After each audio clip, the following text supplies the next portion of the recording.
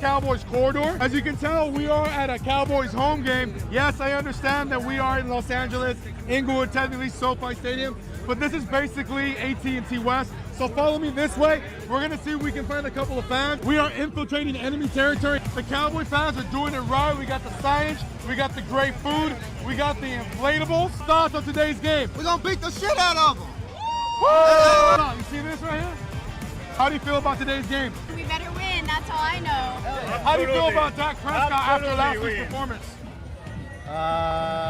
Dak Prescott has been very consistent with the division. He has took us back-to-back 12-5 seasons. You know what I mean? He has winning records above. You can say what you want about the past 7 years, but on our division, he has been owning it for years. Are you a Dak rider or are you a Dak hater? Before he broke his finger, I was a rider.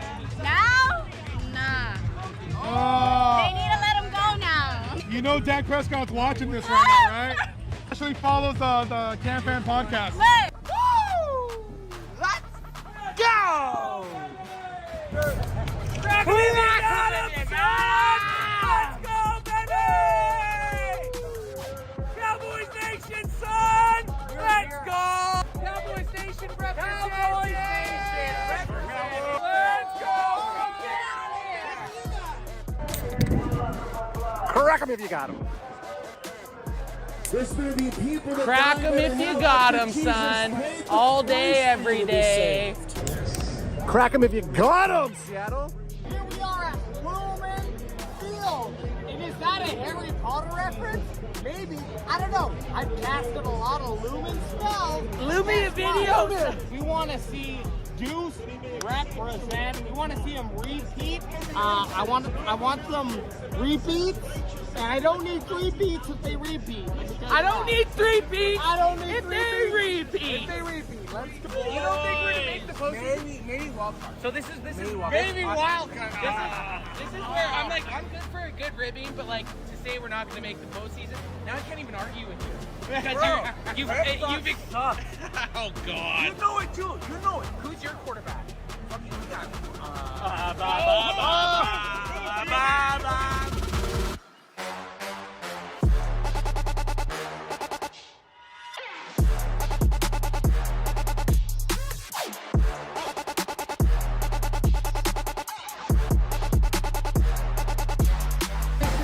This is our year. Look at those beers!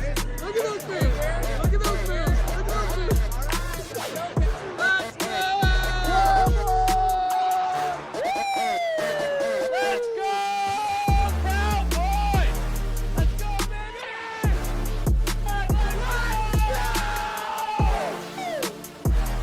Cowboys Nation showing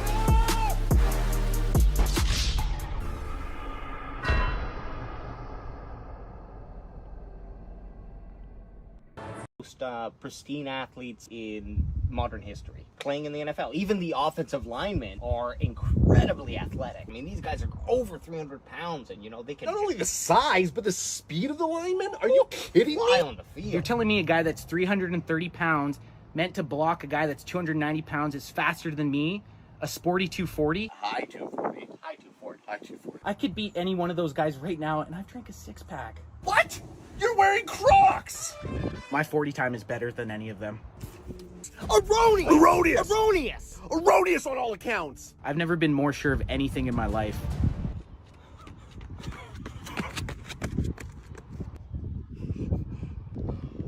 How'd I do? 13-5. Final quarter, here we go, baby! CD for the CD, baby! And I'm going for 2. Woo! I don't know why my safety was just playing off so far. Tackle him! Yeah, well, I might be a boomer, but you sound like a pipsqueak. You don't even know how old I am. No!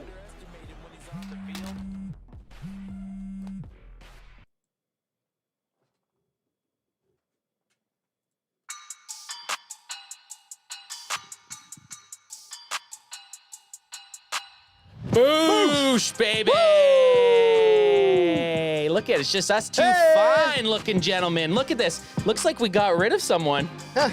You know, Guess he had to escape to Disneyland. Guess he had to for a go little to Disneyland to get his famcation, or just to get away from us for a week, maybe. I think he just went down to hang out with Boots. To be honest. Yeah, I think he did just go to hang out with the Boots. But hello, welcome to the CanFan main event on this fine Wednesday night. And guys, I'm going to bring him in right now. He's just waiting in the depths here. We got the man himself, Bryson Carver from the Carving It Up podcast. What is going on, broski? How you doing?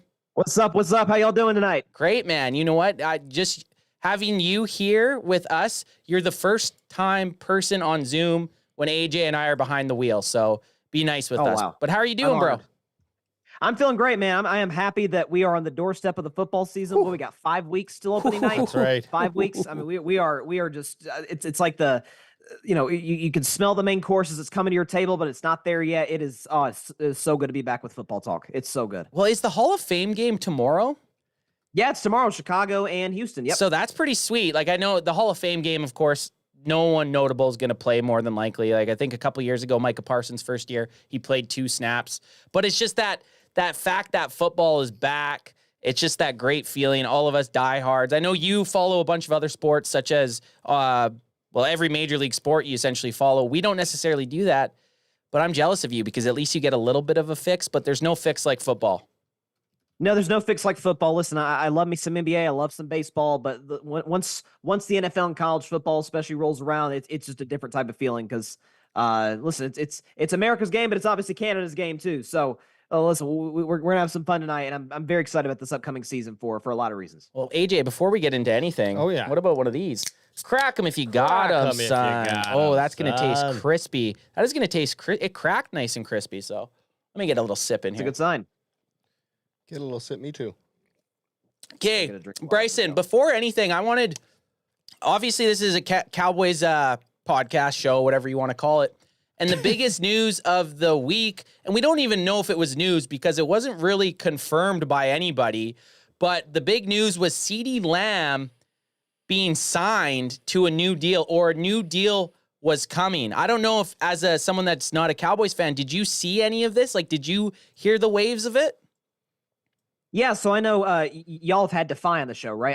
I think you guys have had Defy. Yeah, Defy's been on a couple times for show.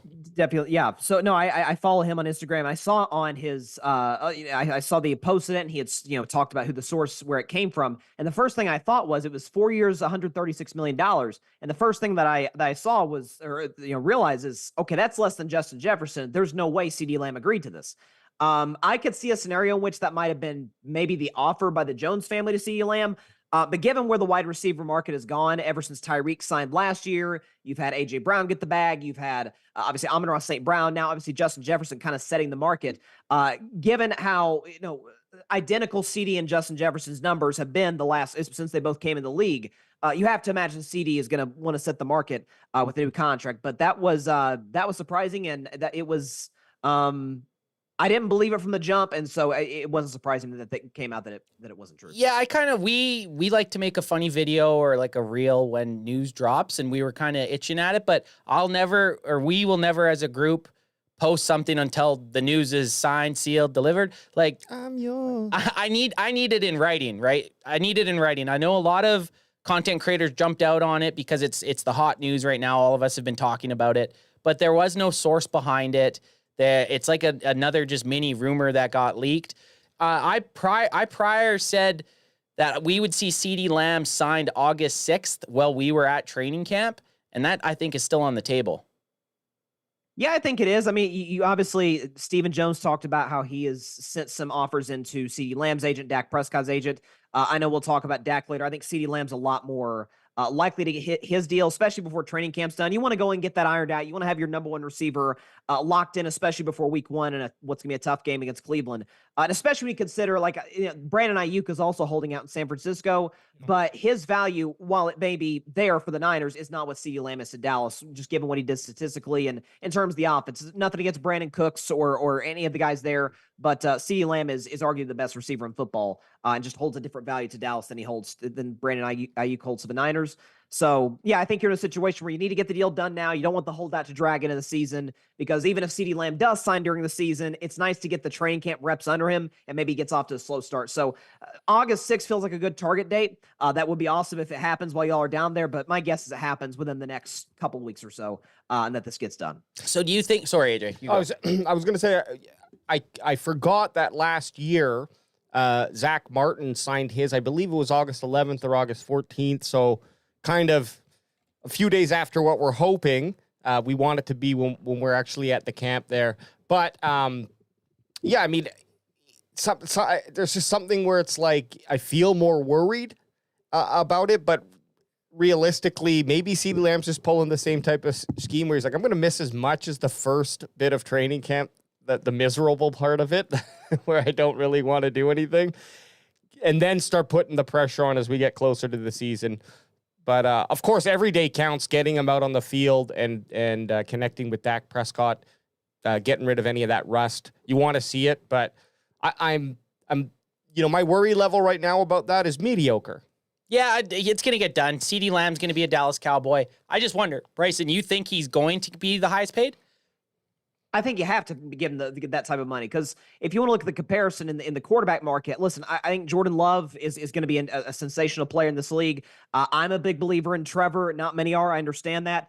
But neither of those guys are in the conversation. I mean, no one's really in the conversation with Mahomes, but even in the same ballpark as that guy to be the best quarterback in football, and yet they're the highest paid because of what their team believes that they can do. Like that's often what gets misconstrued about these contracts. It's not always just what you have done; it's what you can do for me moving forward. And CeeDee Lamb is moving into the absolute prime of his career. His numbers, I'm sure y'all have talked about this, but his numbers have gotten better every single year since coming in 2020. So there's no reason to believe that won't continue, or at least stay where it's at right now. So. I think Dallas gets this deal done and CeeDee Lamb's a Cowboy long term. But I think they've waited long enough, and the punishment is you're going to have to give them the most money when you could have done that in like March or April when it wouldn't have cost you as much. But evidently that's not how the Cowboys and Jerry Jones do business. Well, we talked about it before we went on air. They classically do this. They did it with Dak Prescott, his first contract. They probably could have got Dak for around 33 to 35 million. They ended up giving him 40, which was at the time everyone was like, holy shit, they gave Dak Prescott 40. They could have signed Dak Prescott last season for probably in the ballpark of 50 to 53, and now it'd be a screaming deal. They also could have signed CeeDee Lamb last year for a hell of a lot cheaper than 36 million or 40 million a year. You probably could have got 30, if not high 20s, is my guess. Like you look at like a Deebo Samuel a few years ago, I think he's making like 26 million a year, which is to us, of course, it's a huge number. But in relative to all the other wide receivers, they would have got a smoking deal on CeeDee Lamb. But they just wait and wait and wait, always just a little bit too long. Yeah, and also go ahead. Also, go ahead, AJ. Just the contract that difference of say $2 or $3 million, which when you're paying someone $30 million, it's like, well, just throw in the extra $3 million. Who cares? But that's like signing the second and third string guys that you need to help fill out depth. Like that $2 or $3 million can go, probably one good quality backup or two guys who you want to stretch it out to. So I'm just saying, like, it's a lot of money and the difference is minimal once you get up that high, but it makes a lot of sense for teams to fight for that, saving that extra $2 or $3 million. No, we're gonna grab it. However, in the case we ain't giving you shit. In the case of CeeDee Lamb, it's like, who cares? Like, pay him. Like, just pay the guy. Too, what matters as well is the fact that had you paid CeeDee Lamb a little bit earlier, we talked about during the show, you have to imagine Micah Parsons would like an extension now. He'll definitely want an extension come next offseason, and you're going to be in a position to where obviously other teams are going to pay their players down the line, but Justin Jefferson is the highest paid non-quarterback in football. CeeDee Lamb would, by definition, exceed that. You would think Micah Parsons then would want the biggest non-quarterback contract. So you're in a position where you're really backing yourself into a corner in a situation where, like you detailed, AJ, you're not going to have a ton of cap space left when you could have had a pretty sizable amount had you just gotten this done earlier. Because again, the prices we talked about, the price for running back has, other than guys like Christian McCaffrey, is kind of coming down. Quarterback and receiver, and certainly pass rusher, this has always been the case.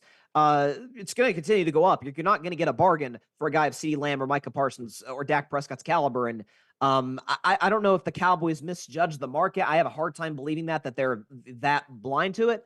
I did hear somebody suggest that maybe Jerry's the type of guy he wants to give the biggest contract. He wants to be the guy that did that. I don't know if I totally believe that, but it's certainly worth considering. But how they did business this offseason is questionable at best, to put it mildly. Well, it's funny because it's this catch-22 with drafting players. Like, sure, you want to draft the best non-quarterback player in the NFL. Like, realistically, you want that. And now the Cowboys are in the situation where they have to pay two guys in the same span of 4 years or 5 years of drafting, like, top players. So it's like, of course you want that, but it comes with this whole new problem of then needing to be able to pay these guys. And that's why it's usually with quarterbacks where you want to win a Super Bowl with the quarterback on his rookie contract. But the Cowboys missed a huge window with not making it past the divisional round with CeeDee Lamb and Micah Parsons both in their rookie contracts. They also had Trevon Digg in their rookie contract with both those guys for a couple years. So it's like people joke that there was no window for the Cowboys. There was a big window for the Cowboys, and they squandered it. They didn't make even the NFC Championship game, and now to make that NFC Championship game just got a lot harder because next year and the year after, you're going to have some of the highest paid guys in the league on your roster. Not only that, but the conference got a lot better. Green Bay is not going anywhere. I've been a Detroit believer for well over a year, and I think they've got one of the best rosters. Listen, San Francisco, that's self-explanatory. I don't think the Bears are a Super Bowl contender this year, but if Caleb is what people are hoping it could be, that's another team standing in her way. And by the way, the Rams too do business well. Like Philadelphia, there's so many contenders in the NFC in total that are just continuously. I mean, listen, I'm sure we all bag on the Eagles here, but Philly every offseason seems like they're aggressive. Philadelphia, I give them credit on this. If they fail, they at least failed trying. They failed, trying to take big swings. And Dallas, that's not really the case. Like, this was the weirdest offseason. I think it might have been UAJ I was talking to recently I think it was actually our friend Ryan Flowers, where I said that, Dallas had one of two options to select this offseason after the Green Bay debacle. We feel like we are so close, we're just missing a couple pieces, and we go to, in the words of a wise man, all in, or we feel like we've hit a wall and we can't go any further and we tear it down. The fact that they sort of just stayed stagnant, the coach and the quarterback are going the last years of the deals, even the defensive coordinators on one-year contract, it feels like there's a lot of tension in that organization that we haven't necessarily seen as it pertains to their contracts. And Dallas, this is going to be a very fascinating season. I don't see the Cowboys as a contender. I do think I very much see them as a playoff team. But this feels like a weird, very weird vibe coming into the season. Definitely a lot different than it was a year ago. I guess the thing that I am most worried about is how does this lead, if the Cowboys do have a rough start to the season and we have, some contracts that aren't signed, hoping we don't get to this point, that's just going to be more reason. It's going to cause more conflict, right? When teams are losing, that's where internal conflicts can begin, either between players or with players and coaches. And what we definitely don't want to get to with either one of those players, and I'll throw Micah in there as well, is a point where something happens between the relationship with a shot caller within the Cowboys organization and the player, and it's just not going to be. Then they're both not willing to concede or like negotiate fairly with one another. I always wonder what's the benefit for the player of being in Dallas in terms of taxes, right? So I know it's something that's not always included in this, but unless you talk to Stephen Jones, who loves to say it. Yeah. He's like, well, we're playing in Texas where there's no state taxes. That Stephen Jones loves to tell people that because it's like he's trying to turn the fans then against people. You know what I mean? Right. Well, I mean, go ahead. Sorry, Bryson. Well, I don't know if he's living pre-2002, but there's another team in Texas that's kind of on the come up. Yeah. And that option still applies to them. So, just saying. Well, and they're not the only state. Like, there's a number of states that have either zero or very low.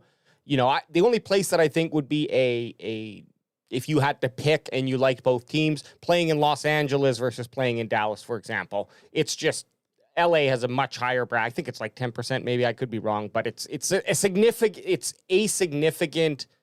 amount that, yeah, you'd be losing no matter what. You'd be losing too much money, I think. But a lot of these guys, like, I get that for the lower, like the guys that are making, you know, and I say again, Brock lower. Purdy. Yeah, like guys that are making a little bit lower, and I say lower, but they're still making a lot of money. But it's like the dudes that are the CeeDee Lambs of the world and the Dak Prescotts of the world, or this Micah Parsons, they don't give a shit. They want to be the highest paid, right? So even being like, well, technically you're going to make more, even if you're paid less than the dude, you're still going to make more because you pay less taxes. Right. But they want to be known as the highest non-quarterback paid guy. Whereas I think a dude that's making, you know, somewhere in the like 2 to 5 million, yeah, that might make him go to Dallas instead of somewhere else because it's like, wow, Such a large percentage. I make maybe $1 million more, right, on a lower contract. Whereas CeeDee Lamb's not going, yeah, oh yeah, you're right, I pay less in taxes, I'll give you a deal. No, he wants that bank. He wants to be known as the top paid wide receiver, at least I'd say top 2. Look at us. Oh yeah, minimum. Certified accountants. Yeah, certified. Here. Like we're crunching numbers. Accountants. I just want to hit up chat because we don't have the people's champ here. Again, I tried to figure out how to click these damn. Yeah, I can't. It's not in there, but anyways, I can't click it, guys. I'm trying. I'm trying. But we got Ultra Cowboy up in the chat. We got Andre Mosley up in the house. Boots on the Ground was with Adam in Disneyland talking about them going on Splash Mountain. But you know, we got the chat going. We appreciate everyone that's come by. Deal with us a little bit here. It's adds the people's champ. He's usually our chat and people engagement, but I'll do my best to kind of sneak in some questions as we roll along. I think you're doing good. Thanks, man.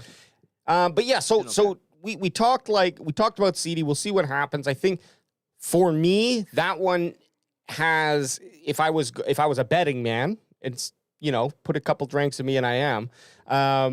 CeeDee Lamb is probably more likely to be signed before the season begins than Dak Prescott at this point. And the reason I say that is because maybe I'm going to talk myself out of this one, but the difficulty of finding a guy who can perform like CeeDee Lamb, a standout wide receiver, a true number 1, arguably top 3. Well, I guess it's not really arguable anymore. Madden came out and he is a top 3. That's how we judge everything, right? But the belief of quarterbacks and what I think teams believe they can do with a field manager, someone who I can't even think of who's going to be a free agent next year. But let's say someone like a Kirk Cousins or someone of that caliber coming in.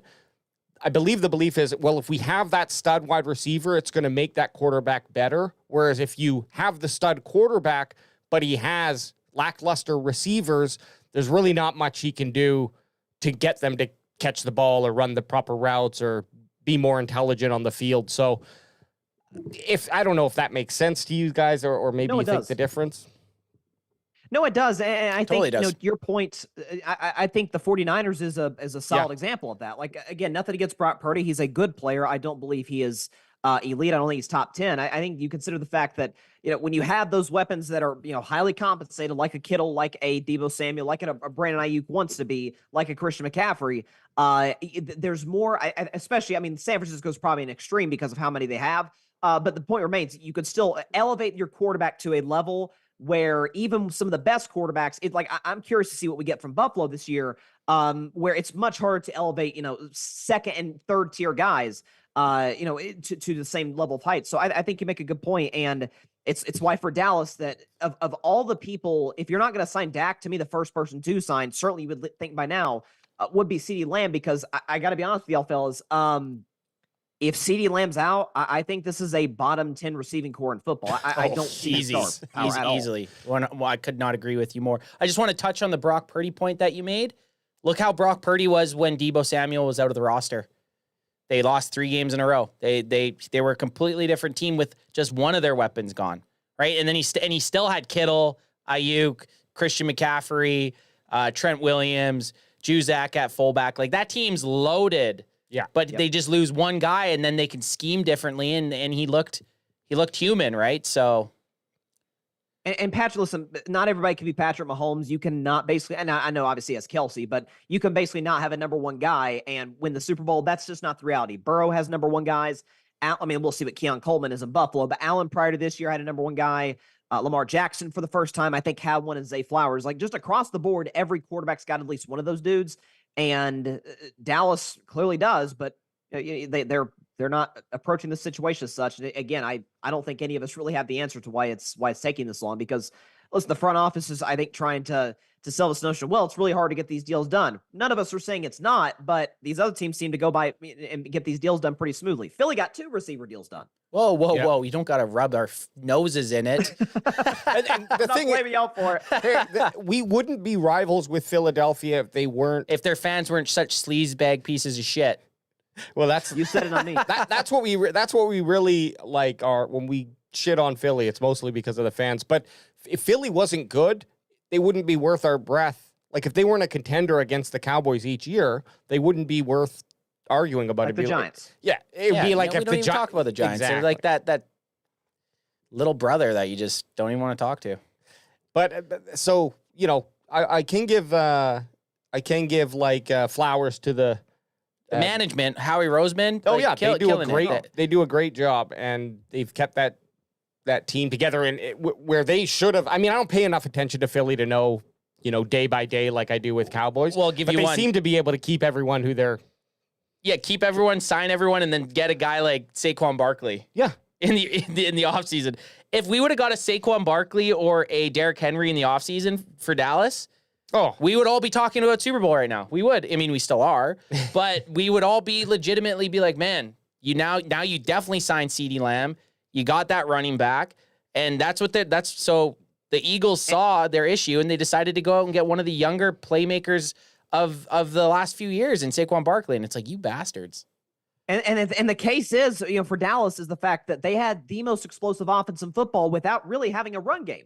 I mean, I think Tony Pollard averaged just a little over 50 yards per game, and Tony's a good player, but that's just not going to sustain you over the course of time. Like, I mean, I'm sure y'all remember that Detroit game where part of the reason Detroit was even in the position they were to win the game is because Dallas didn't have that run game to rely upon to bleed the clock. And listen, respect to Zeke, and listen, I think it's good for that locker room to have Ezekiel Elliott back, and nothing gets Rico Dowdle, but especially without Tyron Smith and Zach Martin getting older, I just don't think you're going to be able to have a consistent run game where if you do have a 1-score lead with 3 minutes to go, do you trust that football team to bleed the clock out like you would have as recently as 4 or 5 years ago? There's a lot of hopium inside of me for Rico Dowdle. And of course, it's not really going to come to fruition until we actually get to the season, see how he handles that. For the times that he's played well, but he's not been playing against the top defenses generally. Like, when Rico Dowdle was out on the field, it was usually when a game was either out of hand or they were just bringing him in for a couple snaps here and there. So it's hard to say. I do, but like on Zeke's return, all I'm hoping for, I'm not looking for any sort of like, oh, Zeke's back and he's the same guy he was when we drafted him. He just needs to be the guy who can get that short yardage to help out in the red zone. The Cowboys, I don't know what the stats looked like, but the eye test told me it was quite frustrating when we got into that 10 yards to the end zone, because the options were, okay, Cowboys are 90% passing. Yeah, because it's just the run game was not doing its thing.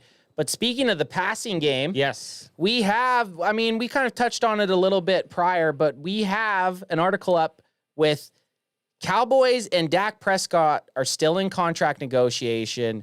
And this is the big one. Whose side are you on? It's like the Twilight series. Were you a Jacob, or was that their name? What was the werewolf and the stupid vampire's name? In Twilight, I didn't even Twilight. Jacob sounds right. Twilight. Jacob and Patrick. I was going to say Fiddlesticks. I can't remember their names. Are you team Jacob or are you team? I don't even know if Jacob was the one guy's name. Vampires or werewolves? We'll say were you a vampire? Robert Pattinson, Taylor Lautner. We can go. There. That's a better way to Robin go Taylor. With it. But yeah, Cowboys and Dak Prescott. I mean, it's a pretty polarizing subject. There's no one really in the middle. It's either they hate Dak Prescott, they want to move on from him, or you're on the side where, man, you'd be stupid. You're actually stupid for not signing him earlier. Yeah. And look at this photo here of Dak. He's got that model, that's a model's face right there, is it not? He actually looks like, to me, he's like doesn't know if it's a stop sign or a yield sign. And he's trying to, so he's really, but he's not braking yet. He's not braking. He's like, I'm gonna test. Oh shit! That's kind of how the Cowboys have been with his contract. Yeah, totally. So Bryson, you had a great. I think you made a clip as well, but it was on one of your 2 podcasts ago, so definitely go check that out on Carving It Up podcast on all the social medias, or just search Carving It Up on YouTube. But you had a nice little.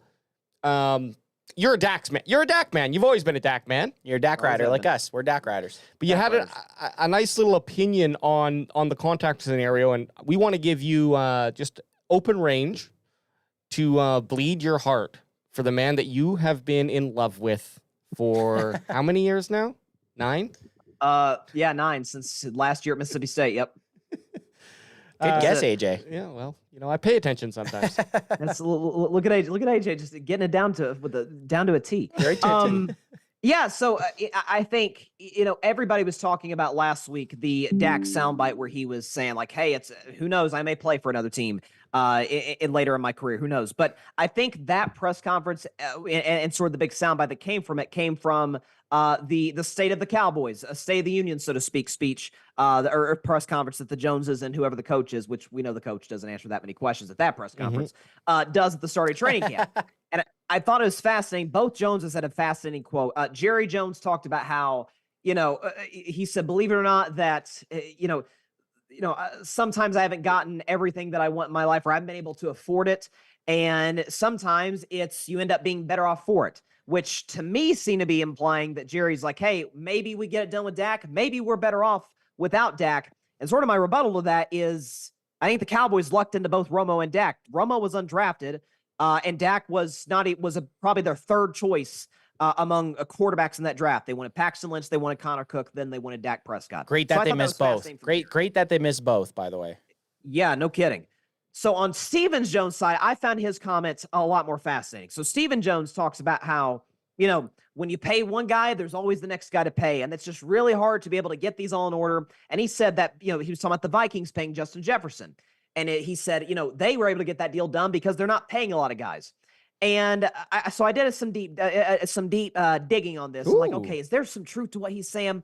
And I have it right here. So this is according to Sheil Kapadia from The Ringer. So I will ask you guys, I'm sure AJ saw the segment, but I'll ask the audience as well. Where do you think the Cowboys rank in terms of cash spent in the NFL? Among 32 teams, where the Cowboys rank in cash spent?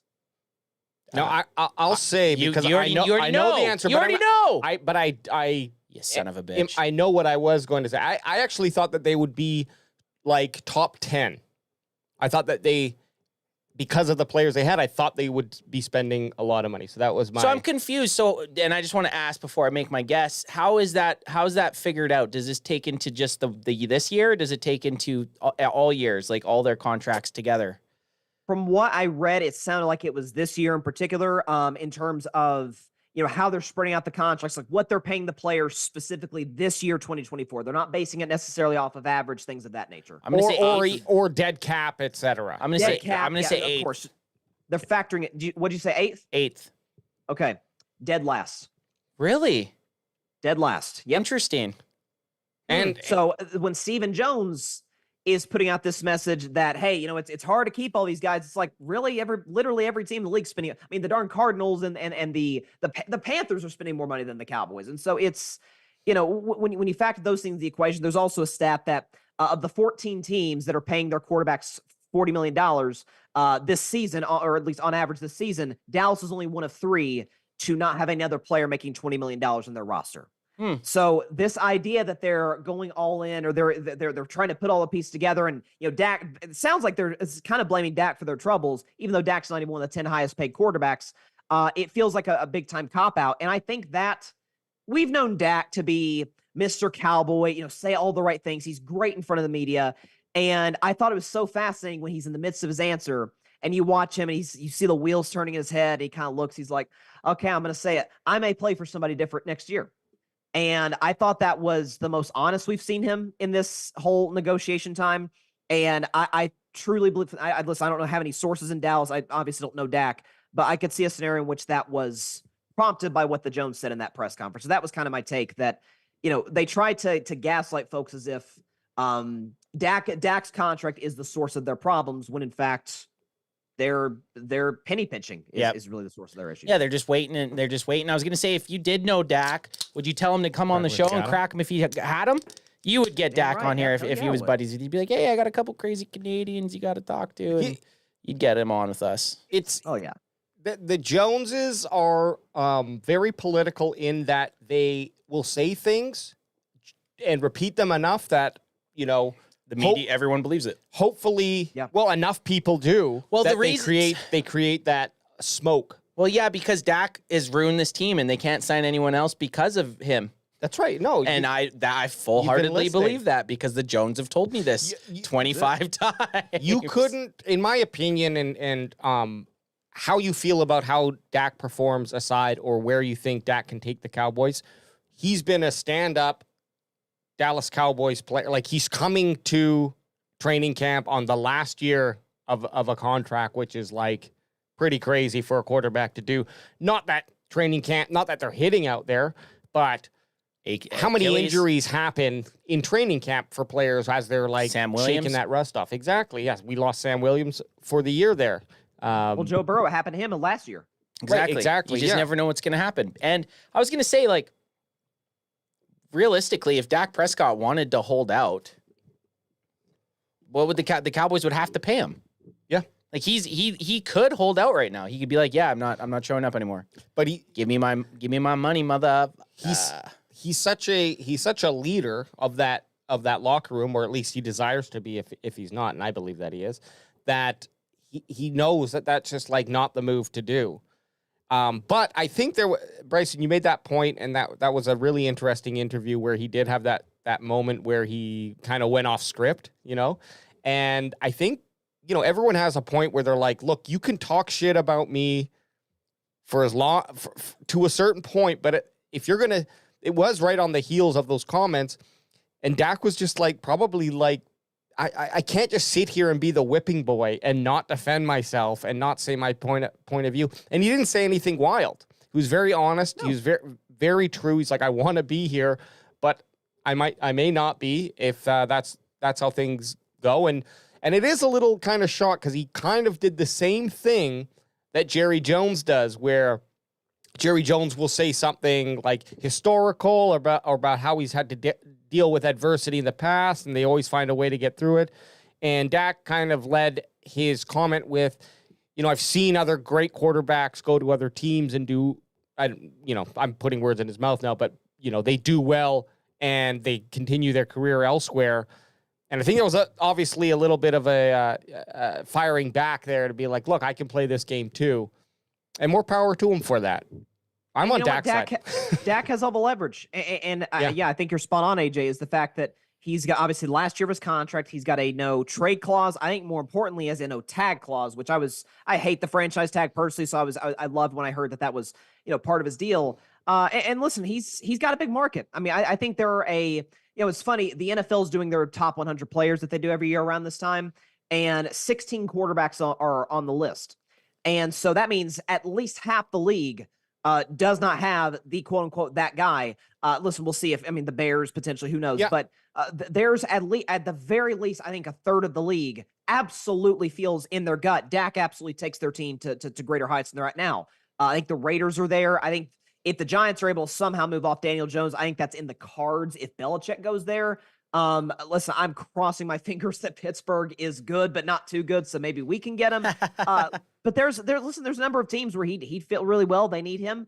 And listen, nobody's going to exactly say Dak is going to make the, necessarily the Tom Brady effect and win a Super Bowl right off the bat. But I think the idea that the Cowboys are in the favorable position, that doesn't exist. Dak is in, Jerry told him 3 years ago, I overpaid for you. Well, you didn't overpay him, but you certainly gave him an out to where he's in the catbird seat, man. And for me with cap, I always look at it like it is an investment, and you are going to be overpaying in I would say 40, 30%. Like if you sign someone for 5 years, you're going to be overpaying for 2 of those years. But the question, right? It's just like it's either going to go lower and then higher or higher and then lower, right? That's like you look at Patty Mahomes' contract, it's like a freaking wave. It's it goes super high and then he's way below what the market value and then it's back high again. But that's just the nature of signing these guys, and you got to find that right moment where you definitely don't want, say, CeeDee Lamb, Dak Prescott, Micah Parsons all being up high, and because then that's like eating up way too much of the cap space. So there is some like math to that whole aspect, but the overpaying for a quarterback to me it's a myth. It's just I don't really, unless someone pays a quarterback $75 million right now. It's a myth.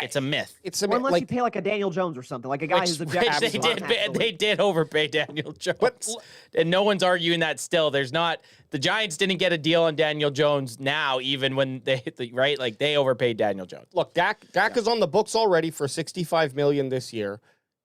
So I would even be willing to say yes, I'll sign you for that amount this year, for a long-term contract, so the next 3 years can be low, because who's out there that you want, that you have that, like, let's say the new contract would be $55 million instead under like regular terms, because where's that $10 million going to go? Who's out there that is someone who the Cowboys are going to use to, and I'm sure there's lots of players and people can make a list, but I don't think there's anyone like stand out in terms of importance of Dak. So like I would sign Dak if he wanted a lot of money. I'd say, fine, take the $65 million. We've kind of missed that boat anyways of taking that money and making really good use of it.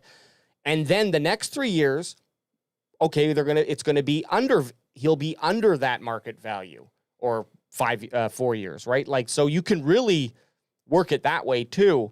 But we're all cap space experts. We're right gurus. now, right? Not only are we great, highly trained accountants, we are also cap gurus.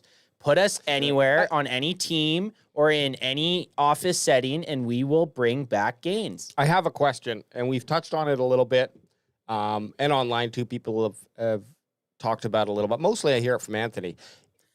What team would take Dak on that you think he would? I think almost all NFL teams would sign Dak, but which one do you think he'd have the biggest impact on if he was to sign with them in the 2025 season? Like who improve? You can call me biased, but I think it's the Pittsburgh Steelers. Okay. Listen, I think the fact that I personally think Pittsburgh had arguably the single worst quarterback room in football last year, combined with the worst offensive coordinator, and somehow, some way, because of the greatness of Mike Tomlin, they won 10 games and got into the playoffs. And listen, for what it's worth, push Buffalo. And so in a conference in the AFC where it's great quarterbacks galore, Dak certainly is not in the class of Mahomes. I don't think he's as good as Burrow or a Lamar Jackson or something like that. But do I think if you can plug him into a situation where, the last time the Steelers got great play out of the quarterback position was Ben in his prime, and they were consistently AFC Championship game level team. You put Dak on that squad, you give him a George Pickens, you give him a good running game. Pittsburgh has gone all out the last 2 years to draft offensive linemen, and I thought they had a really good draft, in that regard this year. They've got the cap space. The defense is always going to be good under Tomlin. Again, I got to see about Arthur Smith as the new OC. I'm skeptical, but I'm cautiously optimistic about it. I think it's better than what we had last year. But I think at the end of the day, if you plug Dak in a situation, if we're talking just about the teams that can need a quarterback in 2025, I think the Steelers absolutely are at the top of the list. Also, keep your eye out. Our guy Patrick Brown on the grid has pointed this out, that if Stafford were to retire, I think the Rams are a very real possibility. Him pairing up with McVay, I think, is in the cards. But Pittsburgh, I'm looking at teams right now that can need a quarterback next year. You talk about like a Tennessee Titans, maybe. I don't necessarily want to see Dak go to Tennessee. Vegas. The Raiders are Vegas. Vegas Raiders. The Giants potentially. There's some teams that could definitely need quarterbacks, but I think if Dak's goal is to compete for titles, I think of the teams that potentially want him, the Steelers are at the top of that list. Do you think the Vikings would be out of I know they just drafted their quarterback who they hope is the quarterback of the future, but if you get a shot at Dak Prescott, You know, you never McCarthy know. would have to be like Josh Rosenbad, and listen, He'd I have don't to have a believe bad- in McCarthy. he'd have to have a bad but he would season. have to truly wet the bed in order for the Vikings to totally just move off him after a year. a season. And who knows? They may, if they're that bad, they may just draft somebody and pay a lot less. So yeah. Yeah, Pittsburgh to me feels like the best decision or the best destination for Dak Prescott. Final question on this, guys, from me. If Jerry Jones or the Jones organization was quieter, do you think this situation would still be so heated, or would the silence kind of be, oh, they must be working it out? Like, how do you feel? Or would it not matter? I still think they are working it out. Like I'm in the camp of Dak's going to be signed before the season starts. I just don't see in a world of possibilities. And Bryson, I know because AJ told me that you don't think he's going to be a Cowboy in 8 months, and I didn't even say anything. I just did this one. Yeah.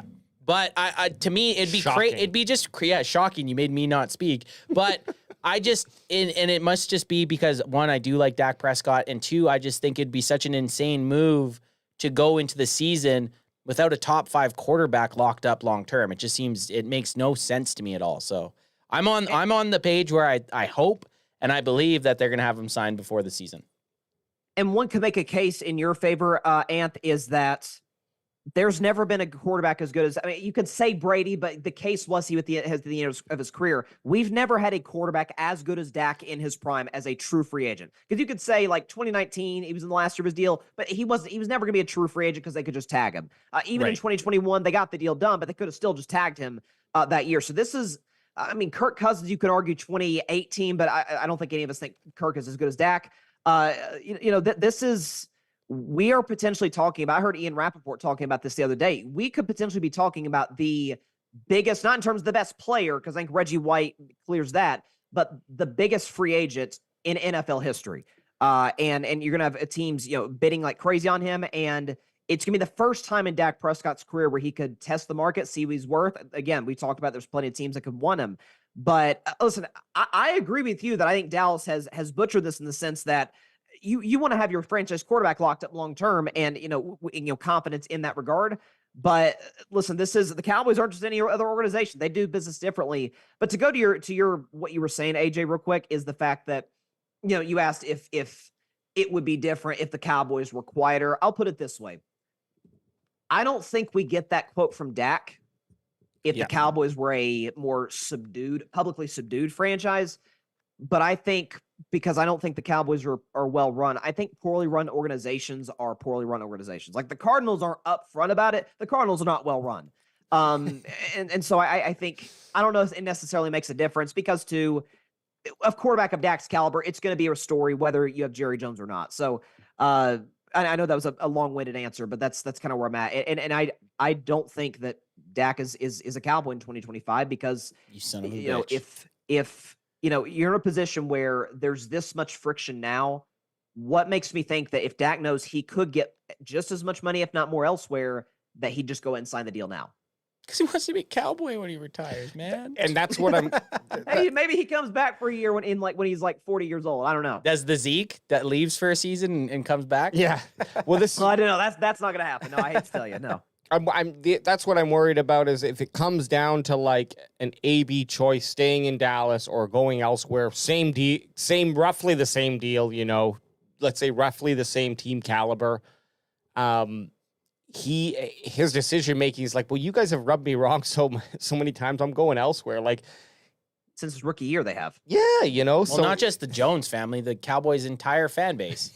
That's true. I hate to say it, but the year that Romo left the Cowboys, like when you knew that Dak was the quarterback and Romo got kind of released, I was stoked. I was like, man, I'm so jacked up to see him play for a different team so that the fan base can be like, okay, this dude can play football. And now I'm just scared. I said this before, AJ on air, that I'm scared that we watch Dak Prescott go and have extreme success with another team. But does he win a Super Bowl? I know not many quarterbacks have done it. I think only Peyton Manning and Tom Brady have went to other teams and won Super Bowls. Stafford did it. Oh yeah, and sorry, Matthew Stafford also. But I just feel it in the pit of my stomach that if you let this dude go, he is going to go somewhere else.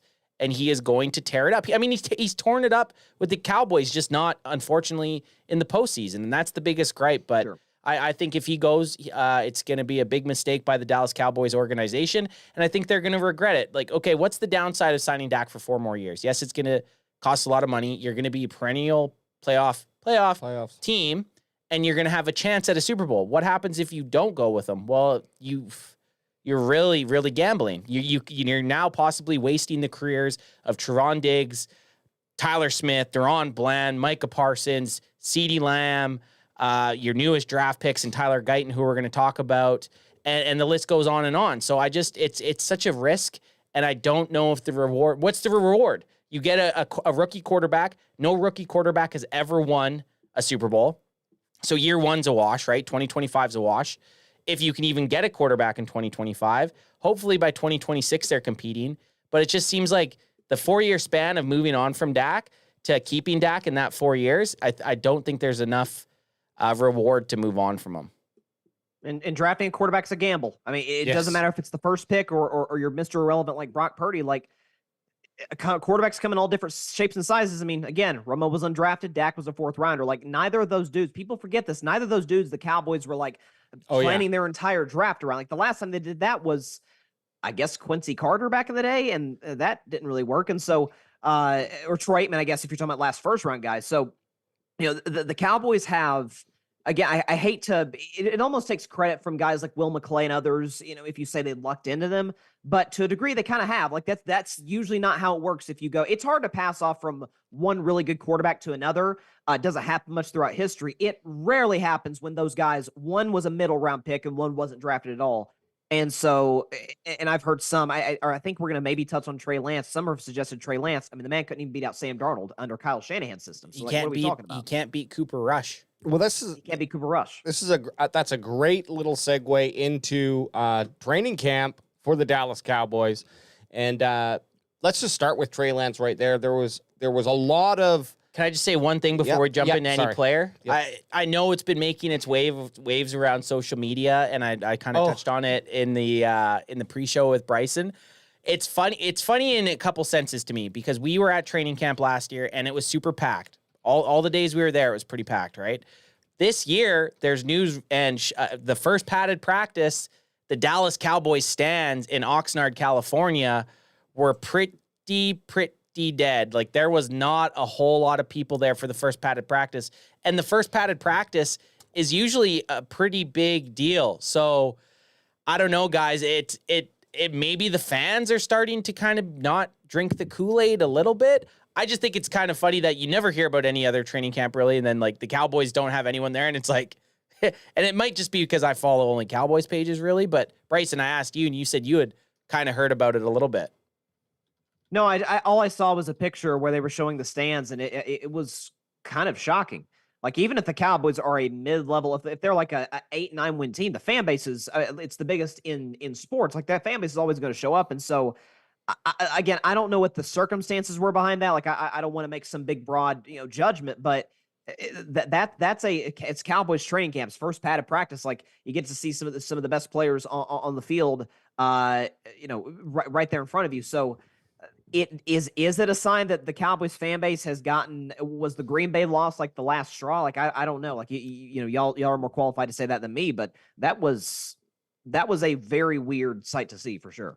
Yeah, my thoughts about it is, like, I think the Cowboys fan base is so large that even if 50% of the people said, we're not going this year, there's still enough people to fill the stands. So this was a really weird scenario, especially on the first padded practice. First padded practice, like, the hype should still be pretty high right now. Now, in most seasons, but there's just maybe not any hype. Well, there was some images of the or some feedback, I guess, in people posting about a large lineup today, I believe, or whenever the last practice was. Today. Yeah, today. And so it seems to have rebounded. So I'm wondering if there was maybe a special Texas or sorry, I guess it would be an Oxnard or California, like, day off or something for people. They all went to the beach instead of coming to the Cowboys training camp. I don't know. Or it was one of those days that if you don't make work today on this Monday, you're fired. Yeah. But it is. absolutely shocking with the size of the Cowboys fan base that this place had looked like it was the opening act for a Beyonce concert or something like that. Like just completely empty. Yeah, it's odd. It really is. And again, I don't want to make any broad judgments, but if that's like a protest by the Cowboys, or Cowboys fans, that's really interesting, because I've always said one thing about Jerry Jones, that Jerry Jones would rather be bad than irrelevant. Yes. And I'll never forget, there was a game, this was during the 2020 season. I remember this because that was the year Dak got hurt and they really stumbled at the gates. They got hot at the end of the year, but they played a game. I don't know if you guys remember this. They beat San Francisco at home. Yep. And that was a game where the Niners were out of the playoff picture. Dallas was barely in it. And that was a scheduled Sunday night game, and they flexed it to 1 p.m. Eastern. And I theorized, like on my show at the time, that I think this bothers Jerry Jones as much as a playoff loss. Oh yeah, like that is like Jerry revels in the glow and in the shine of the midday Thanksgiving Day game, and so I think that image right there y'all are showing, I think bothers Jerry just as much as anything. Oh, 100% it does. And Boots was actually there yesterday. He manned the field for us. He actually had a couple good interviews with a couple good Cowboys players. Well, I mean, shouted out. They talked a little bit, which was pretty sweet. We posted that on our social media accounts. But I don't know how much you can take from this. AJ, I do like your point saying that they have such a broad fan base. I need to see it for myself, though. Like next week, we're going to be there Monday to Friday. They have 2 padded practices, Monday, Tuesday, and then they have the scrimmage versus the Rams. If it comes to the scrimmage versus the Rams, and it's like this, then I'll be like, oh man, the fans are over it. But you know what I'll say? What? I'll go. Told you. I'm gonna go check out that merch tent, because I bet you there's a lot of good stuff left right now. And just try to start making bartering. Bartering. Well, you guys haven't sold anything, so me buying this hat for half price is still better than you not selling anything. It's like, what do you think this is, Thailand? Yes. Yes, I do. Yes, I do. Now sell it to me. Now 200 baht is all I'm paying. I'm only giving you 200 baht. That's 12 Canadian or a cent in USD. So I thought it was just funny, this picture, because, I mean, it's funny that it's even really news. I mean, I wonder how many training camps across the league yesterday had barely anybody at them. Right, but I think you're right. It's funny that it makes news, but it's also funny because I would never expect this. I would never expect that those stands. The only thing I can imagine is that this was taken early or late, because there were times when we were there after the practices and there was no one ended, but players are still out there, but we're hanging out because we got nothing else better to do, and people had left by that point, but this was during it, so yeah. Well, we got to see with our own eyes, and we will be there next week, Monday to Friday, and we'll be able to tell you if the attendance is low or not. But let's move on to Mr. Travian Lance. I know that's not his name. I mean, we can go with it. But Trey Lance, he's been another polarizing player. People have been calling to give him the shot. He really hasn't had a great chance with Cooper Rush being the backup and being a very solid backup for the Cowboys. But it looks like Cooper Rush is on the last year of his contract as well this year. I would imagine the Cowboys would want to sign him again. But we do want to see what Trey Lance can do. And so far, kind of mixed reactions. It depends, I guess, on what clips you're looking at.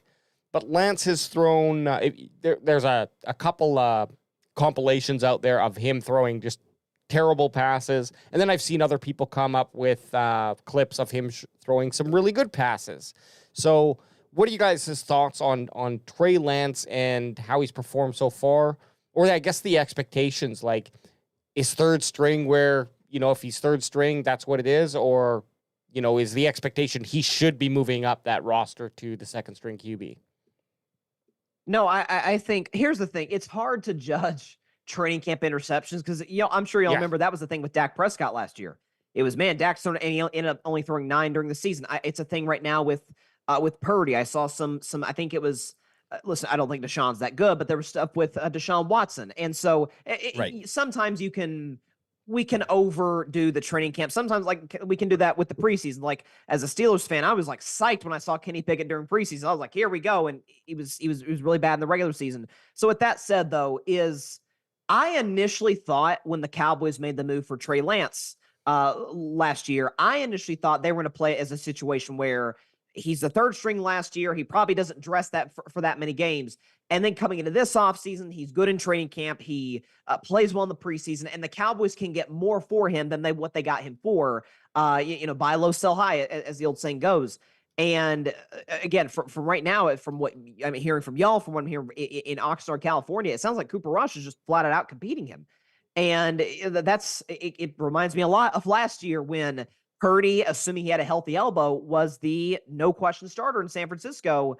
But the battles between basically 2 number 3 overall pick busts in Sam Darnold and Trey Lance, and Darnold won that job quite easily and was better in the preseason. And again, that's the Kyle Shanahan system. Like, every quarterback works over there. So I think I would be surprised if Trey Lance is on the roster come week 1, because I don't know necessarily what the use for him is. Because if, God forbid, knock on wood, Dak goes down, well, Cooper Rush, as you guys just talked about, he's been good. He's 5-1 in his career in starts. They've done a good job in terms of putting him in positions to succeed with the running game. And so at that point, I don't really know what Trey Lance's use is. If you're not using him for special packages, they probably still tried to deal him to a more desperate team. But that's a very odd story that is brewing, and let's put it this way. I think the Cowboys would be very ill-advised if that's their replacement plan for Dak next year if he leaves. Well, I just think it's funny that you brought up Sam Darnold and him battling for the backup, and then Sam Darnold was clearly beating him. And Jerry Jones was like, okay, we got to get Trey Lance for a 4th-round pick. We got to get him. And didn't advise with Mike McCarthy or Will McClay. He just traded a 4th-round pick for him. And it was think about this. My Steelers got Justin Fields for a 6th-round pick, and Fields is way better than Trey Lance. Yes. Right? Exactly. Yes. Like, if the Cowboys say they didn't do the Trey Lance thing, and then this year or in the offseason they traded a 6th round for Justin Fields, at least Justin Fields has some tape of him doing some pretty spectacular things in the NFL. Sure, he's had his issues, but if you told me right now I could have Justin Fields or Trey Lance on the roster, it's a pretty clear-cut choice of who I'd rather have. And also, when you're looking at a 3rd string, it's like, if you're just replicating the abilities that your 1st and 2nd string have, then you're just kind of really not improving what you can do with your quarterbacks. At least Justin Fields comes with the X factor of he's got legs, he can make things happen on the run. Maybe if you compare passing between the two, perhaps Trey Lance has the better arm, let's say. But in terms of what a quarterback can offer to your offense in ability, Justin Fields by far offers more potential in that he has that legs. He also has a decent enough arm that he's made it work in the NFL, right? So combine those two things. I mean, I guess he would kind of be a Wish version or a Timu, if I can be more relevant, a Timu version of Lamar Jackson. Not to compare the two, just saying that I think the X factor is the same in that they're very mobile quarterbacks. But yeah, like what we're getting with the Cowboys backups is you've got basically all the guys all have the same thing. Now we did see Trey Lance he can move his legs. There was a couple clips today with him making a break. Again, it's training camp. He's not getting smoked out there. Like, I always like when guys make a Deuce Vaughn, for example, last year. He had a couple clips where he like broke through everyone and made a touchdown. It's like, yeah, the guys who touch him with their hand, that would have been a smashing tackle if this was a real game. So like, it's great to see him run through like it's flag football, and you know, he gets to the end zone, and you know, that looked awesome. He's got speed, but it's the same thing. If the in training camp, the legs are not necessarily, when I see some of these clips after a ball's catched, I'm like, okay, that basically where they catch the ball or where they get the ball or that first touch, we can assume in a real NFL game, that would be the end of the play. Well, you have a clip here, AJ, kind of on cue. I'm going to bring up, I don't know what part of it we're at, but it says, for the final 2 reps of practice today, the Cowboys let Trey Lance work in with the first team. He had 1 scramble for 6 to 7 yards, which is, I think, what we're watching right here. So this is a 6 to 7 So like right there, he's dead. Popped, He's dead if he didn't slide. And 1 completion to the far side on those 2 reps. So this is his second coming up here is going to be his second rep with the ones. And it's funny that they show this because, I mean, I guess it's not a negative play, so any positive play is a positive. But this is his second rep with the ones through a short little out route to, you can't really see who there. I believe it is 16. So you can't really get much from that. The only thing I get from that posit, oh shit. Look at the stands. Oh my gosh, there you go. There it is. Hey, well, in fairness, it is Trey Lance out there. Yeah, so. they're like, oh, Trey's there. Let's get the hell out of here. That's pretty bare there.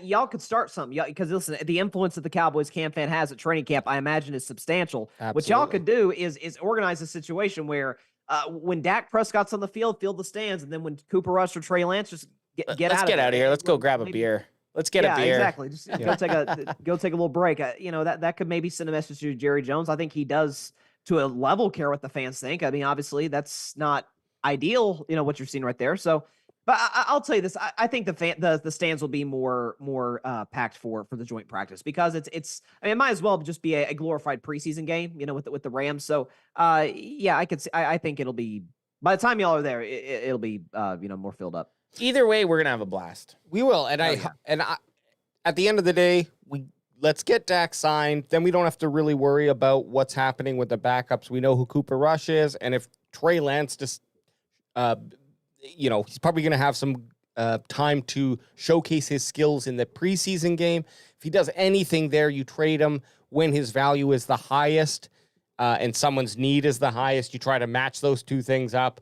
And pawn him off to someone else. Hopefully, get back the pick that we traded. Well, we don't want it now because even it's get past, a 7th. Just get something for him.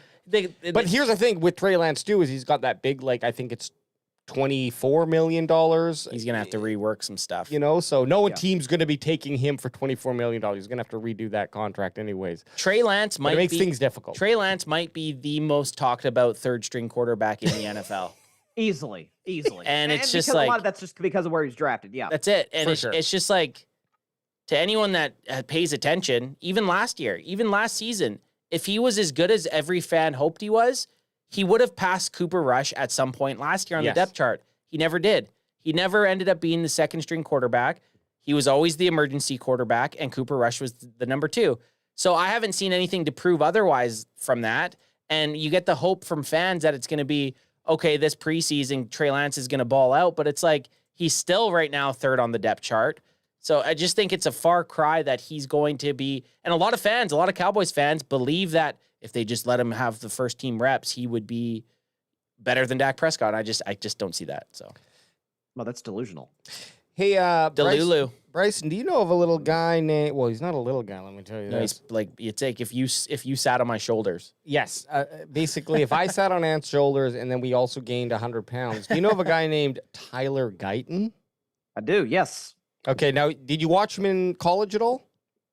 I don't. I tend to watch O-line play more in the NFL than I do in college. But listen, he was a highly touted pick out of Oklahoma. People like him. I think by and large it was hailed as a pretty good pick by Dallas. So for what that's worth. Yeah, and so the biggest question in Cowboys Nation, and I'm sure you already know this, but just to bring everyone up to speed, and myself as well, to be corrected in case I'm wrong, there's a question about what's our offensive line going to look like? What's the Dallas Cowboys offensive line going to look like? We've discussed a couple combinations where Tyler Guyton might be playing left tackle or right tackle, just because there's kind of huge question marks. First of all, in the left tackle position where Tyler Guyton was drafted for, and then also in the center position and how that would affect the rest of the players on the roster and who's going to step in there. We also do have Cooper Beebe, who we drafted, but we'll talk, he's not in the discussion today, but big ups for him. But here's some clips here of Tyler Guyton facing off against Micah Parsons. And, you guys let me know what you think about this. Look at Guyton, 60, right off Tyler the hop. Guyton. He looks like a pretty big fella. Big bobblehead on him. He's got, Turpin in motion. Dak doing the here we go. And so this is Guyton versus Micah? This is Guyton versus Micah. Micah's coming in off the linebacker as a rusher. See if Micah tries outside or inside. Oh, pushed right out. That handled his business. Nice. Look how small Micah looks compared to him. I know. Well, Guyton looks like a freaking... Guyton looks like a monster. Well, Micah's undersized anyway. He just gets by on speed. Yeah, that's right. That's right. But still, that 6'7" frame there. And here's a second rep against Micah Parsons. Okay. Wow. Nice. So you may have something here. You know, it looks good. Let's not get ahead of ourselves. Order me that jersey in all colors. But here's the benefit of that O-line too, is you have a guy like Micah Parsons, you have a guy like DeMarcus Lawrence, and those are really good caliber players. Mind you, of course, Micah Parsons is definitely in another level, but DeMarcus Lawrence has been a major contributor to the Cowboys defensive line for years, and hopefully this year as well. But it's a nice, at least we're getting tested against the best, let's say, or that top tier. So it's great to see that Guyton's able to not be just blown up and not getting those first team reps. And so I guess the question here is like, I don't know, Bryson, if you've paid enough attention to Tyler Guyton, but I'm not going to say that you don't have the answer here.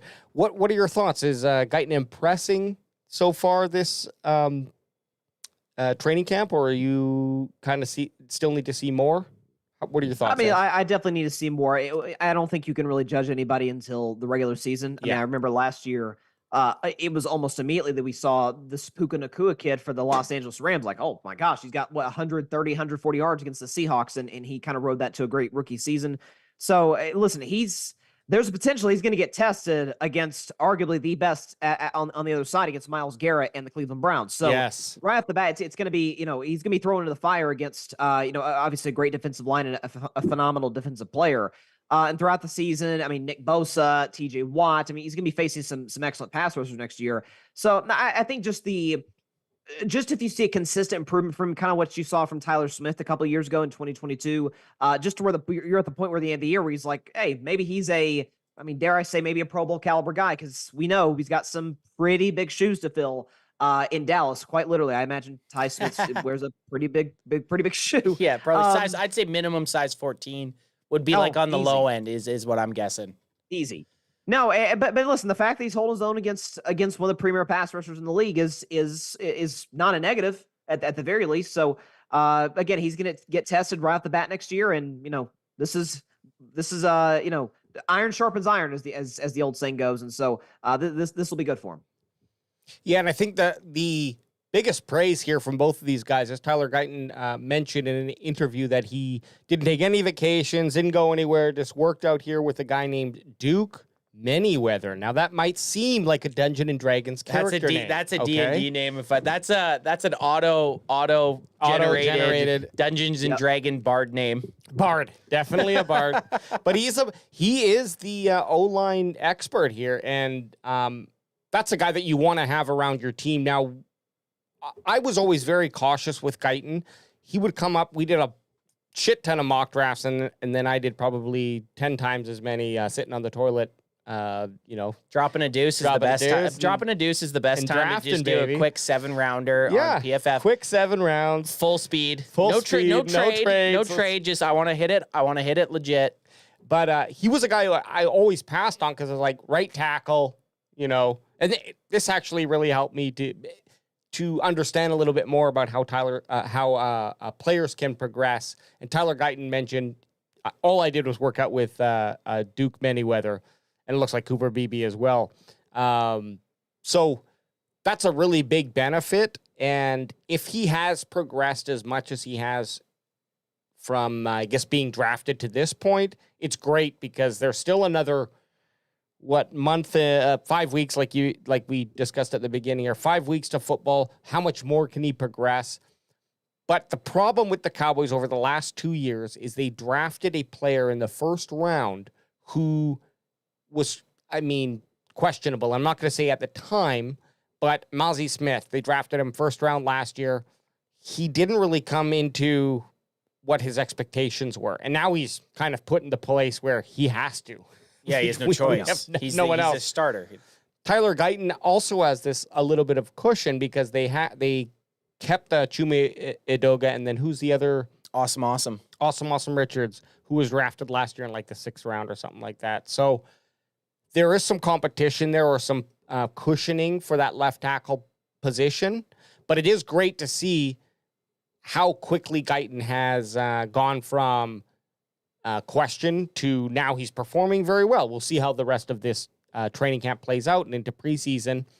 But one of the biggest things that we've always had is like your first round pick should 100% be a starter week 1. And there was talks about Guyton not even breaking the starting lineup this year. Not even this year. Like, this was just a couple weeks ago. We were talking. There was reports coming out. And again, no sources, just reports from someone's source that Tyler Guyton might not even pass. He'll be a good player eventually, but in year 1, he might not even crack the starting lineup. And it's like, you look at him, I mean, sure, we only watched 2 plays out of him, but the guy looks the spot. Like, he looks, you put him opposed to the eye test versus Chuma Edoga, and I'm rolling with this guy. Like, he's 6'7", 330 pounds, but he doesn't look like he has an ounce of fat on him. No. The dude's a brick shit house. Yeah, okay? he is. What I actually want to ask you, Bryson, is do the Steelers do this? Okay, I don't pay enough attention. Do the Steelers draft first-round picks for third-year production? No, they tend to listen. Pittsburgh's been a really good drafting team over the years. They tend to take a guy and he's on the field week 1 of the season. And so, no, to me, projects, unless you're talking about the quarterback position, I don't think you draft a project until like the 5th, 6th, 7th round. Like, you got to be really confident in them. You want a guy like, I know Cincinnati. I forget who they took. I think it was Wims out of Georgia. The kid they took. You know, a guy it's gonna take some time for him to really hit. He didn't play much in college, so it's a lot more. Yeah, he had like 8 starts. Yeah, so Amarius Mims. Oh, I think so. Right, yeah. Yeah, but it's much harder to kind of judge that, off of limited tape in college before, obviously stepping foot in the NFL. So, listen, the fact that you have tape on Guyton, the fact that the Steelers have tape in our O-lineman that we drafted in the first round, I think that's most of the great offensive linemen are drafted in the first round historically. And so if you're going to take one, you might as well go right off the bat. So I think if this was going to be what Dallas was wanting to do, I think this was the route to go and going ahead and getting their offensive lineman right off the bat, especially when if CeeDee Lamb's not there soon. And I think he'll be there by week 1, but with the limited weapons you got there, you better give Dak enough time to give those dudes time to separate, because it could be a little bit of an issue. But I think this kid has the upside to hit for sure. I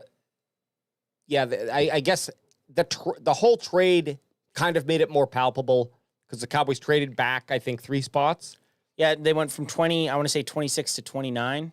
And then that allowed us to get an additional 3rd round pick, which they drafted Cooper Beebe for. So I also agree with you. My cutoff would be 4th round, but if you can push it to 5th round, that'd be great. But your first 3 picks, 100% should be guys who at least your first pick should be starting week 1. Your second round pick, okay, he should be at, I'd say 50 to 70%. Yep.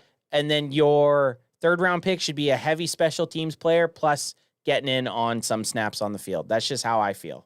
And it's all based off of position of need too. Yep, right. Like, if you have a thin receiving core and you take a guy in the 3rd round, he's probably going to be your number 2 receiver day 1. So it's all circumstantial. It's all based on what these teams need and how they approach the draft. But like the Mozzie Smith pick last year, and people being like, well, they drafted for 2024. It's like, that doesn't work. You have a team that went 12-5 the prior 2 seasons. No, you draft to make your team better the day after the draft. Your team should be better. Not like Mozzie Smith they're still the jury's out on Mozzie Smith. Is he going to be that guy? Is he not going to be that guy? The one thing with the Dallas Cowboys, when they draft offensive linemen in the first round, more times than not in the last 10 to 20 years, they've been studs. So I was pretty critical of the Tyler Guyton pick when it first happened. And then I just defaulted to, well, these guys, Dallas Cowboys front office, their draft department, their scouts have been so damn good at picking offensive linemen that I just have to default like the pick. Yeah. So. And it's very similar. Listen, I know there's sorry, Bryson. Crack if you got a crack. AJ got one. I had to get a crack if you got a crack. No, I know there was a similar outrage when Tyler Smith was drafted 2 years ago. Like, man, what are Yep. they doing? They could use, and again, he's panned out pretty well for them. So, And yeah, he was that's one thing I Bryson. will give He was drafted as a left tackle, and now he's become a stud left guard. Yeah, stud left guard. So All pro yeah, left I mean, guard. it wasn't even his natural position, and he's like you said, he's been great. And so, I will give Dallas that when it comes to picking O lineman in the first round, they very rarely miss, if ever. yeah, and it's the most important position that has the lowest like respect, I would say, amongst fans. No question. Right? The offensive line can do so much for a quarterback. You look at how fast these quarterbacks have to throw, and the difference between like 2.5 seconds versus 3 seconds, which is, try to tell me what a half-second difference is. You wouldn't really know unless you're an NFL quarterback. It's such a huge difference in terms of quality quarterback play. Sorry, getting that quick release. AJ, I gotta get this, but I've totally just kind of went away from chat. That's I'm okay. sorry. But we're in the zone, baby. I'd always tell Ad, if we didn't have Ad here, we would not get engagement because we get too engaged. I'm sorry, but Boots. Y'all are really struggling right now. Bot G Eric is with Adam right now in Disneyland, and he said side bet to consider as next topic. Over under on how many Disneyland churros Adam has devoured so far. Over under is 4. What you say? Ad's over. 100%. Definitely. Ad's over 4 churros. Look, if Adams and if the size of the churros in Disneyland are the size of the churros that I'm thinking, if Adam made over 4, we're gonna go down there and he's gonna be full day though. They've been there all day. They've been walking. I'll tell you this. I was gonna say you burn some we go to Disney World here in Florida. You burn some calories. You walk like 30,000 steps. So maybe he's just getting his carbs in. So I don't know, Boots. I don't know if you're still on there, but I say under is okay. Under is like reasonable. Over 4, that's 5. Oh, man. I think it's in the cards. Absolutely. Well, no, he only had to eat 4.5. Technically, true. He only had to eat 4 in one bite. I'm going over. I'm going to say over, and this is the answer that we're all going to wait for. But yeah, sorry, I had to get that in there. I'm going to text Adam and see what the number is. Yeah. Oh, Boots Before is you laughing, make the bet, get that insider trader information. Nice. Right? We got our own Adam Schefter over there, but with churro eating. Yeah. Well, moving up the ranks, guys. Look, critical information. Look, Bryson, we're excited because we're going to be heading down next week. I mean, I am basically. I've stopped working now, just thinking about Dallas Cowboys. So no, I still have some tasks to do, but getting really excited. But before we end the show here, is there any sort of pressing? Because we don't do this, and I'm going to pull the curtain back. We don't do this, but Bryson, is there any pressing NFL news in general that comes to mind? A hot topic that you want to throw out there? Because believe it or not, we are football fans as well. So, I'm not going to say that we're going to give you any quality response, but that is good. What else is happening? What else is happening out there in the NFL right now that might be something interesting for us to close on? Well, I'm a quarterbacks guy, so that tends to be where I lean in terms of following news. The Russell Wilson versus Justin Fields thing in Pittsburgh is fascinating to watch, and kind of what do they opt with young upside or sort of old reliable. And as far as training camp news, nothing crazy pressing. I know there's been some news with the Jets, Aaron Rodgers, Garrett Wilson. Something that I actually did a segment on my show about this today is I think it's well within the cards, and I will put this out here today, that Caleb Williams has the greatest rookie quarterback season of all time. Wow. I'm putting that out there right now. Ooh, that is a bold prediction. So, Bryson, you're in uncharted waters there. That is bold. That is very bold. Listen, I did a segment on it, and I was looking at kind of the most of the great rookie quarterback seasons have come fairly recently. If you think about, obviously, Dak, Justin Herbert, Russell Wilson, Baker had a good rookie year, Stroud last year, is the average sort of rookie year is about right at 4,000 passing yards, which, by the way, no Bears quarterback has ever done. Yeah, which is crazy. Somewhere around like 25, 26 touchdowns and a passer rating at about 95-ish. I don't know if his pass rating feels like it'd be right at that area. But people forget, when you talk about number 1 overall picks, you automatically assume, terrible team. Yeah. Chicago was a 7-win team that got better in the offseason absent Caleb. They retained DJ Moore, but you add Keenan Allen. You drafted Roma Dunze. The defense played much better at the end of the year. You added David Montgomery, who's a good, sort of power back guy. DeAndre Swift. Who's that? Oh, DeAndre. I'm sorry, DeAndre Swift. I said Montgomery on my show earlier today. I'm not sure why.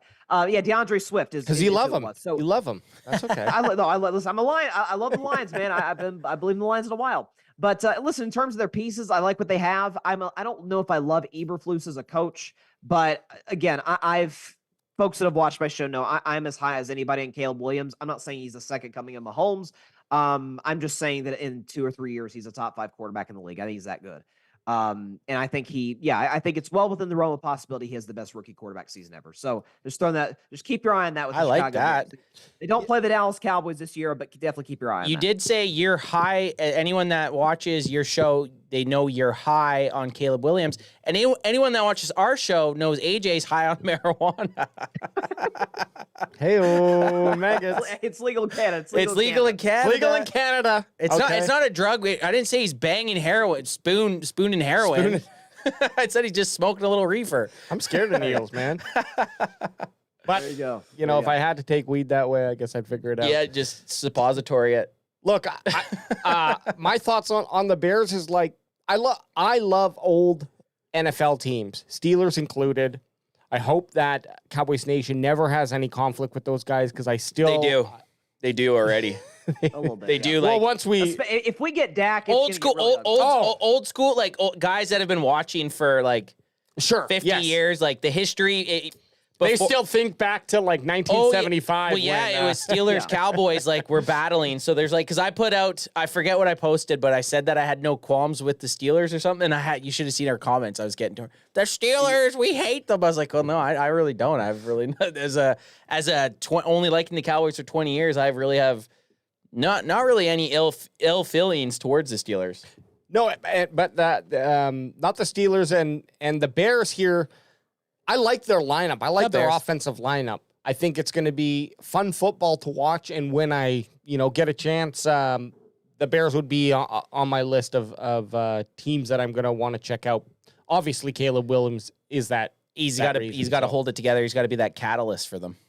For sure. I think he's capable of doing that. I think he's got, in terms of, I don't know if there's anything that he does poorly. Like he's got the arm, he's got the mobility, he's a good decision maker.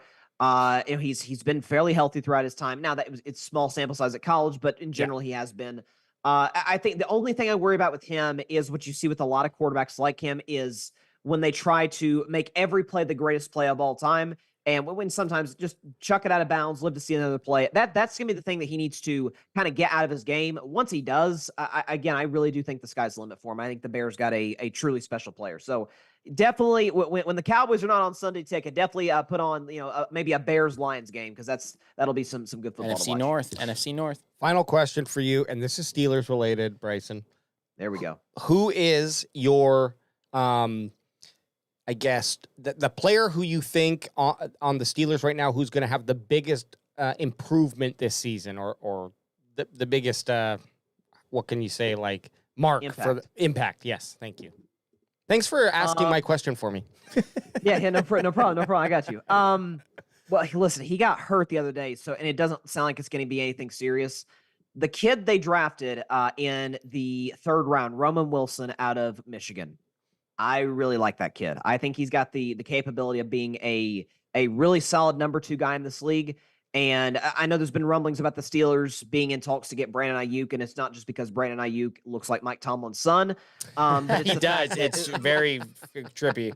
It's the resemblance is uncanny. But no, the kid is it's funny. The Steelers had a guy last year in Deontay Johnson who was a productive player, who's a good player, but was kind of the big knock on him was he kind of let the circumstances dictate how he played the game. Like there was a situation where he wasn't getting targets in a game against the Bengals. There's a fumble by, I think, Jalen Warren right at his feet, and he pulls a Cam Newton and doesn't even dive on the ball. Meanwhile, Roman Wilson is like laying out like killer pancake blocks as a receiver in college. Like he kind of fits that Steeler mold. He's a good route runner, good hands, and a physical player in the run game. So I would say Roman Wilson's the guy to watch if you're a Steelers fan or looking for a Pittsburgh Steeler to break out. That's who I would say. Well, I will always have a soft spot for the Steelers. That was my dad's team. He loved them. So I'm always going to if the Cowboys are ever out of the playoffs, and the Steelers are in, I'm not going to wear the jersey, but I might put. Oh, I can send you like a couple hats or something. Couple I mean, hats, listen, yeah. We can, Actually, the CanFan, can we do that? Yeah, well, let's talk off camera, okay? I can't put that out there on the air. Okay, Bryson, final thoughts. Where can people find you, my guy? Yes, sir. So you can find me on YouTube, Carving It Up with Bryson Carver. I do a show every Monday, Wednesday, Friday at 6 Eastern, 3 Pacific, 6 p.m. Eastern. I don't go live in the morning. I'm not a psychopath. We talk about all sports. Obviously, a lot of NFL training camp. The Olympics are going on right now, so we're touching on some Team USA men's basketball. We're talking some baseball here from time to time, especially once we get towards the playoffs. Some NBA, playoffs.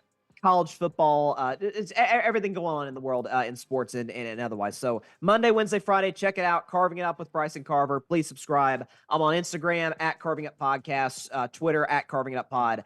So yeah, definitely be sure to check out my content. And I always love coming on the show with you guys. I look forward to it every time. And listen, we may have to make this happen like one more time before the season. Oh, definitely. Yes. How about we do this the week before kickoff? The week before opening kickoff. How about even the Wednesday night before the Thursday night game? Okay. Because we will have the main event. We could do the Wednesday before the Thursday night game. And listen, I'm going to have to be, when is that game? I'm going to have to be on y'all's show on on October 6th. Definitely. We have to. Gotta make that happen. Gotta make it happen. Hey, Bryson, I know that you deal with a lot of fans that aren't Cowboys fans, and AJ and I got something that you can go tell them. You can tell them to go fuck themselves! Woo! Crack 'em if you got 'em. Love you, Bryson. Crack 'em if you got 'em, baby. Appreciate it, man.